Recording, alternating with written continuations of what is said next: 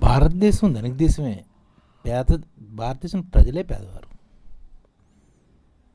భారతదేశంలో ఉన్న హైడ్రోకార్బన్ అంటే గ్యాసు, ఆయిల్ యొక్క విలువ 2011 లెక్కల ప్రకారం 1,512 లక్షల కోట్ల రూపాయలు. అయితే ఇందులో కొంతవరకే మనం వెలికి తీసాం, ఇంకా చాలా ఉంది వెలికి తీయవలసింది. అంతేకాకుండా మినరల్స్, మైన్స్ అంటే బొగ్గు, రాగి, సీసం, జింకు ఇలాంటివి 43 రకాల ఖనిజాలు మాత్రమే. వాటి విలువ 3,390 లక్షల కోట్ల రూపాయలు. అంటే నేను చెప్పింది 50 ఖనిజాల యొక్క విలువ మాత్రమే. ఇంకా ఇలాంటి ఖనిజాలు దాదాపుగా 1,000 ఖనిజాలు ఉంటాయి ప్రపంచవ్యాప్తంగా. అందులోని కొన్ని భారతదేశంలో కూడా ఉండొచ్చు. వాటి విలువ నేను లెక్క చేయలే. ఓన్లీ 43 రకాల యొక్క ఖనిజాల యొక్క విలువే 3,390 లక్షల కోట్ల రూపాయలు. అది ఇన్ని టన్నులు. దాని యొక్క మార్కెట్ వాల్యూ, ఎగుమతి వాల్యూ, దిగుమతి వాల్యూ లెక్క ప్రకారం 2011 లెక్కల ప్రకారం, ప్రస్తుత లెక్కలు కాదు.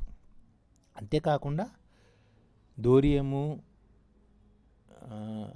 నెక్స్ట్ ఇలాంటి ఇది 110 లక్షల కోట్లు. మొత్తంగా భారతదేశంలో ఉన్న ఖనిజ సంపద విలువ 211 లెక్కల ప్రకారం 5,012 లక్షల కోట్ల రూపాయలు. అంటే 5,012 లక్షల కోట్లు. అది నేటికి 2022 లెక్కల ప్రకారం ఇంకా పెరగచ్చు. అంటే ఎంతలో తక్కువలో తక్కువ చూసినా 5,000 లక్షల కోట్ల రూపాయల ఖనిజ సంపద భారతదేశంలో ఉంది. అంతేకాకుండా 300 రోజులు సౌరశక్తి ఉంటుంది భారతదేశంలో. 140 కోట్ల మానవరలు ఉన్నాయి. దాదాపుగా వర్షం నీరు 1,40,000 టీఎంసీ నీరు వర్షం నీరు వస్తుంది. అందులోని 7,70,000 టీఎంసీల వర్షపు నీరు మన నదుల్లోని, భూగర్భంలోని ఉంటుంది. ఇందులోని 500 జీవనదులు, దాదాపుగా 5,000 డ్యాములు, 7,000 పైచీలు సముద్ర తీరం,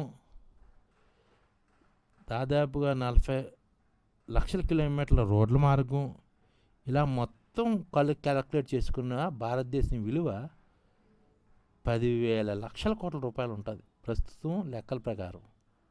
ఈ ఛానల్ ముఖ్య ఉద్దేశం ఏంటంటే, మన తెలుగు రాష్ట్రాల్లో 1 కోటి మందికి సంఘటిత రంగాల్లో ఏ విధంగా ఉద్యోగాలు ఇవ్వవచ్చు, కనీస నెల జీతం 30,000 వరకు ఏ విధంగా ఇవ్వవచ్చు, ఏ విధంగా చేస్తే ఉద్యోగాలు సృష్టించబడతాయో వివరిస్తూ ఈ ఛానల్ వీడియోలు వస్తాయి.